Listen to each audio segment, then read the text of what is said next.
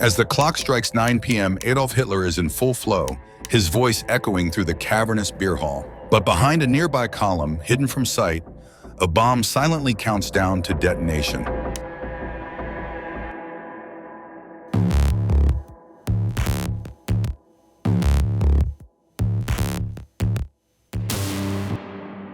This is Georg Elser, a German carpenter with a secret. For months, he's painstakingly hollowed out the column, working by night to plant his homemade bomb. Tonight, his patience will be rewarded, or so he thinks.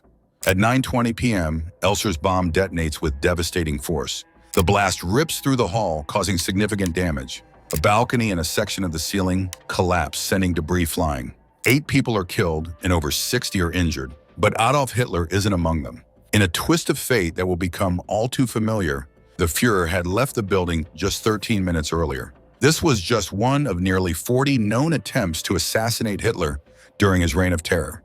Today we'll explore the most daring plots, the closest calls, and the burning question: how did one of history's most reviled figures repeatedly cheat death? To understand the desperation behind these assassination attempts, we need to step back and witness Hitler's meteoric rise to power.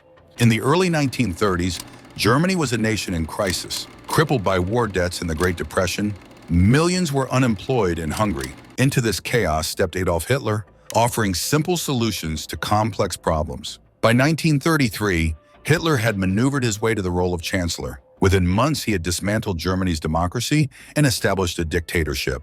But not everyone was swept up in the Nazi fervor.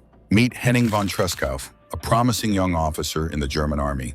Initially, like many, he saw Hitler as a solution to Germany's problems. But as the true nature of the Nazi regime revealed itself, Tresckow's conscience began to trouble him. In 1941, as Germany invaded the Soviet Union, Tresckow saw firsthand the brutality of Hitler's war. He learned of mass killings of Jews and other civilians. A resolve began to form within him. This madness had to be stopped, no matter the cost.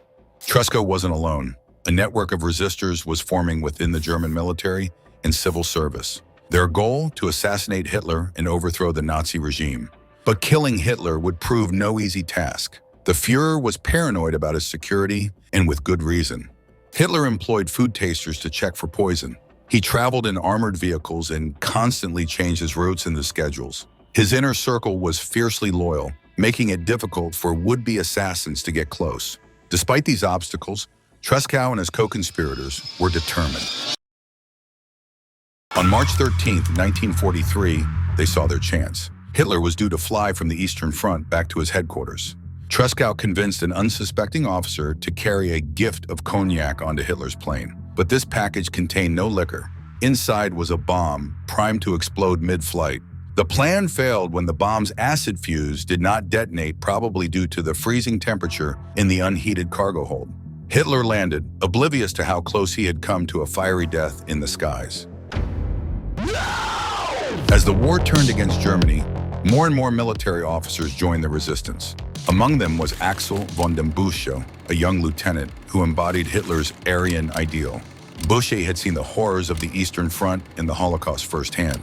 Disgusted by what he'd witnessed, he volunteered for what amounted to a suicide mission. The plan was simple but deadly. During a uniform presentation to Hitler, Bussche would detonate a hidden grenade, sacrificing his own life to take out the Führer. But fate intervened once again. Just days before the presentation, Allied bombs destroyed the railway car carrying the new uniforms. The event was canceled, and Hitler lived on. Time and again, luck seemed to be on Hitler's side.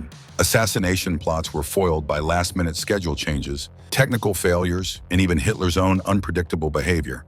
While military officers plotted, ordinary Germans like Georg Elser, our carpenter from the beginning of our story, also took incredible risks to stop Hitler.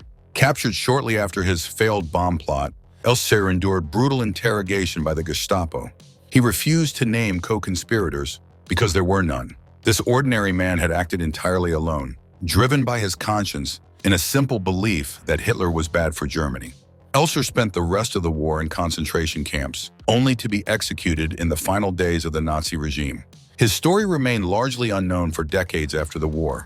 By 1944, with Germany facing defeat on all fronts, the resistance made its boldest move yet.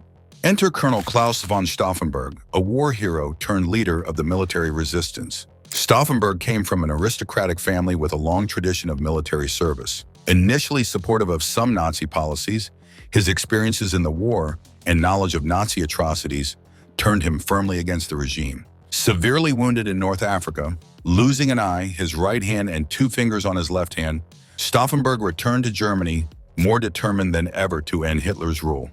July 20th, 1944. Stauffenberg attends a military briefing with Hitler, carrying a briefcase packed with explosives.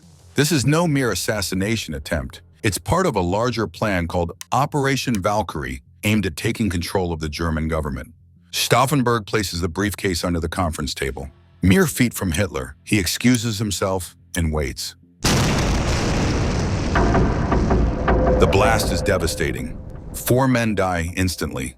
But incredibly, Hitler survives with only minor injuries. A heavy oak table leg had shielded him from the worst of the blast. In Berlin, Stauffenberg and his co-conspirators frantically try to take control of the government. But confusion reigns, and news of Hitler's survival soon reaches the capital.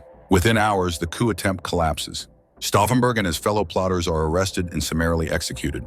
Hitler, enraged by the betrayal, orders a brutal crackdown. Thousands suspected of involvement in the plot are arrested, many are executed, others sent to concentration camps. While this would be the last major attempt by German resistance fighters, Hitler was not yet safe. Unknown to him, across the English Channel, a daring plan was taking shape. In the halls of British intelligence, a top-secret operation was being meticulously planned. Its code name, Operation Foxley.